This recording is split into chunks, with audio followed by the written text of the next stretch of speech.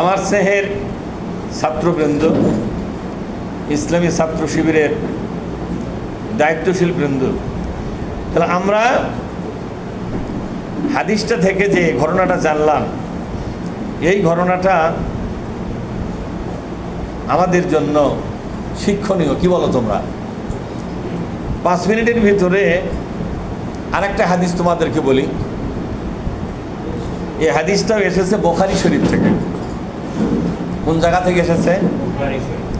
আল্লাহ রসুল বলছেন, ক্বালা নবী সাল্লাল্লাহু আলাইহি ওয়াসাল্লাম, মা আহাদা ইয়াদখুলুল জান্নাতা ইউহিব্বু আন ইয়ারজিআ ইলা দুনিয়া ওয়া লাহু মা আলাল আরদি মিন শাই। এই দুনিয়া থেকে মৃত্যুর পরে যারা জান্নাতে যাবে, একটা মানুষও এই দুনিয়াতে আর ফিরে আসতে চাইবে না। এটা রাসূলুল্লাহ বলছেন।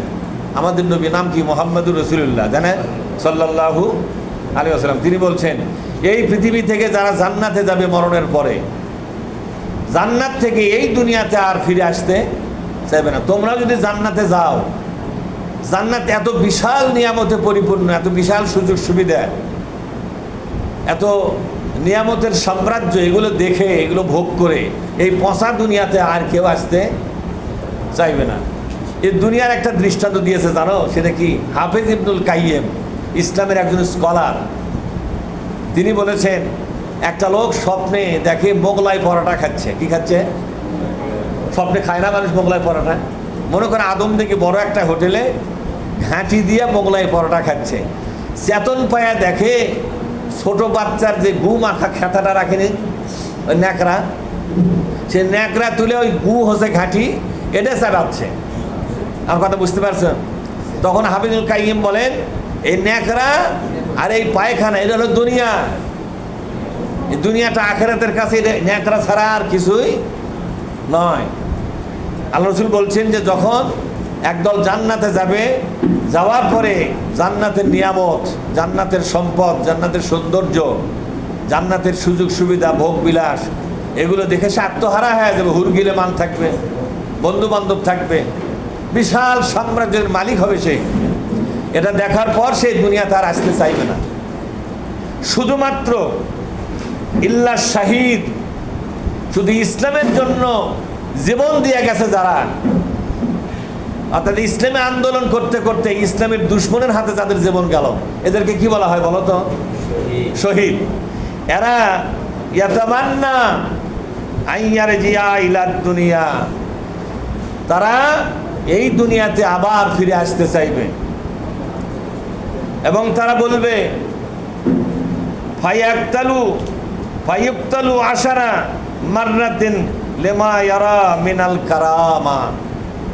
বেহেশতে শহীদ হয়ে যাওয়ার পরে তাকে যে গার্ড অফ অনার দেওয়া হয়েছে, সম্মান দেওয়া হয়েছে, মর্যাদা দেওয়া হয়েছে, সে তখন আশা করতেছে ওই শহীদ হওয়ার জায়গা তো আখিরাতে নয়। আখিরাতে কেউ শহীদ হওয়া পারবে? আচ্ছা, পরকালে কেউ শহীদ হবে? শহীদ হওয়ার জায়গা কোথায় বলো তো দেখি? এই দুনিয়া। তাহলে কাফের বেঈমানরা দুনিয়াতেই তো আছে, আর পরকালে কাফেররা থাকবে কোথায়? জান্নাতে না জাহান্নামে? জাহান্নাম থেকে বাইরে হয়ে আসা আর কাউকে মারতে পারবে? তাহলে শহীদ হওয়ার জায়গা কোথায়? দুনিয়া। এই শহীদ বলতেছে, আল্লাহ আমাকে আবার দুনিয়াতে পাঠাও, আবার আমি ইসলামে আন্দোলন করব, আবার আমি ইসলামের দুশমনের হাতে জীবন দিয়ে দেবো। এক এক করে 10 বার আমি ইসলামে আন্দোলন করব, 10 বার আমি আমার জীবনটা ইসলামের দুশমনের হাতে দিয়ে শহীদ হব। আমি 10 বার শহীদ হতে চাই। একবার তো হচ্ছে, আর কয়বার হতে চাই? এ দেখো, আশারা, আশারা মানে হলো 10। আশারা মানে কি? আশারা মাররাতিন, 10 বার। আমি একবার তো হয়েছে, আরো 10 বার আমি শহীদ হতে চাই। কারণ শহীদ হতে পারলে তার এত সম্মান, এত মর্যাদা আমি জান্নাতে আসার পরে বুঝতে পেরেছি। অথচ এমনি স্বাভাবিকভাবে মারা যায়, মৃত্যু হয়ে যারা জান্নাতে গেছে, এরা কিন্তু এই পচা পৃথিবীতে আর আসতে চাইবে না। কিন্তু যারা শহীদ হয়ে গেছে, এরাই আল্লাহর কাছে দরখাস্ত করবে। আল্লাহ বলছেন, আল্লাহ আমরা জান্নাতে আসছি। সূরা ইয়াসিন সূরার মধ্যে আল্লাহ বলছেন, কি বলছেন? যে আল্লাহ আমরা যে সম্মান পেয়েছি, যে মর্যাদা পেয়েছি, আমাদেরকে আবার ফেরত দাও। আমরা দুনিয়ার মানুষকে ওয়াজ করে বুঝাবো যে তোমরা সবাই শহীদ হওয়ার জন্য প্রস্তুতি নাও। শহীদ হতে পারলে বিনা হিসেবে জান্নাত পাওয়া যাবে এবং ফেরেশতাদের মাধ্যমে বিশাল সম্মান আর মর্যাদা আল্লাহ ব্যবস্থা করবে। তখন আল্লাহ তাআলা বললেন, না, তোমাদেরকে আর ফেরত দেওয়া হবে না। তোমরা যে মানুষকে জানাবে, সেই জানাবার দায়িত্ব আমি আল্লাহ নিজেই গ্রহণ করতেছি। তোমাদের মতো আমার অসংখ্য বান্দাবান্দির মাধ্যমে আমার এই বক্তব্যগুলো মানুষের সামনে আমরা জানাবো।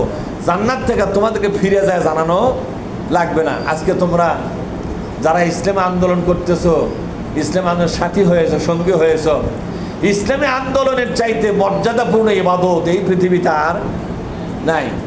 আর এই আন্দোলনের ময়দানেই শুধুমাত্র শহীদ হওয়া যায়। আচ্ছা বলো তো, মসজিদের মধ্যে নামাজ পড়তে পড়তে কেউ যদি মারা যায় তাকে শহীদ বলা হবে? তোমরা বলো, মসজিদের মধ্যে নামাজ পড়তে পড়তে কেউ যদি মারা যায় তাকে শহীদ বলা যাবে? কেউ যদি কাবা শরীফে হজ করতে যা মারা যায় তাকে শহীদ বলা যাবে? না, শহীদ বলা যাবে না। এভাবে রোজা করতে করতে যদি না খায় কেউ মারা যায় তাকে শহীদ বলা যাবে না। এমনি মারা গেছে, মউত বলা হবে। কিন্তু শহীদ কোন মৃত্যুকে বলা হয় বলো তো? কাবা শরীফে মারা গেলে শহীদ নয়, জুমার ঘরের ভিতরে মারা গেলে শহীদ নয়, রোজা করতে করতে মারা গেলে শহীদ নয়, গ্রামে গ্রামে মারামারি করলে শহীদ নয়। শহীদ এগুলা শহীদ নয়। শুধুমাত্র নিজের দেশে ইসলামকে বিজয়ী করার আন্দোলন যারা করবে, এই আন্দোলন করতে গিয়ে যদি কাফের বা ঈমানদার হাতে মারা যায়, সে ব্যক্তিকে শহীদ হিসাবে ঘোষণা করা হবে। কি হিসাবে জোরে বলো? শহীদ ঘোষণা করা হবে। সুতরাং আল্লাহ রসুল বলছেন, একটা হাদিস শোনো, মাম্মাতা, বলো আমার সাথে, বলো তো হাদিসটা সবাই, আমি তো আস্তে আস্তে বলতেছি। মাম্মাতা, বলো, মাম্মাতা ওয়ালাম ইয়াকজু ওয়ালা ইউহাদ্দিস ফামাতা আলা শুবাতিম মিনান নিফাক। সব মানুষ তো মারা যাবে, মারা যাবে না? হায়াত শেষ হলে সব মানুষ কি হবে? মারা যাবে। কিন্তু এই লোকটার কলিজা ভরা যদি ওয়ালাম ইউহাদ্দিস, শহীদ হওয়ার যদি তামান্না না থাকে, কি হওয়ার তামান্না? আমি শাহাদাতের মৃত্যু নিব।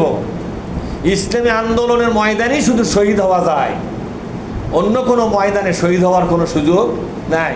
ইসলামী আন্দোলন করতে করতে আমি জীবন দেব, এই আকাঙ্ক্ষা, এই বাসনা, এই কামনা যদি তার কলিজার মধ্যে না থাকে, ওয়ালাম ইয়াকজু, সে যদি জিহাদে অংশগ্রহণ না করে, ফামাতা আলা শুবাতিম মিনান নিফাক, এই লোকদের মৃত্যু হবে মুনাফিক অবস্থায়। কে বলেছে কথা? বিশ্বনবী মুহাম্মদুর রাসূলুল্লাহ। এটা বিশুদ্ধ হাদিস যে এই লোকটার মৃত্যু হবে মুনাফিকের মৃত্যু। বলো তো, মুনাফিক হয়ে মৃত্যু হলে তার জান্নাত জীবনে হবে? সরে বলো, মুনাফিকের মৃত্যু হওয়ার পরে সেই মুনাফিকের কি জান্নাত হবে? মুনাফিক এবং মূর্তি পূজা যারা করে, এই দুনিয়াতে কিছু মূর্তি পূজা করেন একদল মানুষ, তার নাম কি? কারা করে মূর্তি পূজা বলো তো? মূর্তি পূজা যারা করে এদের কি হবে? জান্নাত হবে না জাহান্নাম হবে?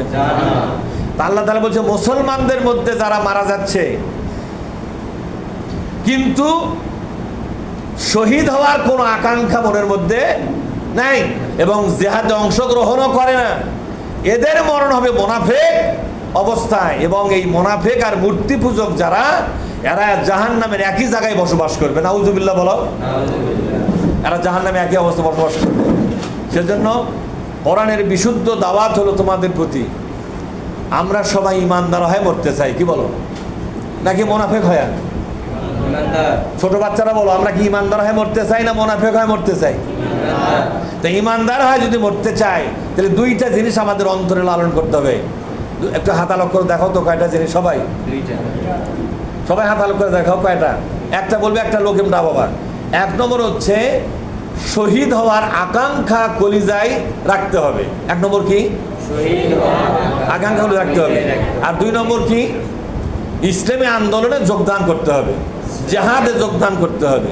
দুই নম্বর কি বলতো? ইসলামী আন্দোলনে বা জিহাদে যোগদান করতে হবে। এই মানসিকতা নিয়ে যদি থাকতে পারো, তোমাদের মৃত্যু, আমাদের মৃত্যু আল্লাহ তাআলা ঈমানদার অবস্থায় দান করবে।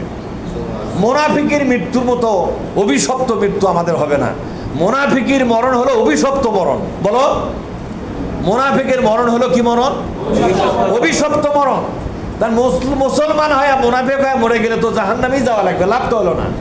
আল্লাহ তাআলা আমাদের সবাইকে এই গুরুত্বপূর্ণ দাওয়াত এবং এই গুরুত্বপূর্ণ আলোচনাকে আমাদের কলিজাতে ভরে দেন, আমাদের চরিত্রকে সংশোধন করে দিন। আল্লাহ যেন আমাদের সকলের জন্য তার হেদায়েতের দরজা খুলে দিন। আমিন। আসসালামু আলাইকুম ওয়া রাহমাতুল্লাহি ওয়া বারাকাতুহু।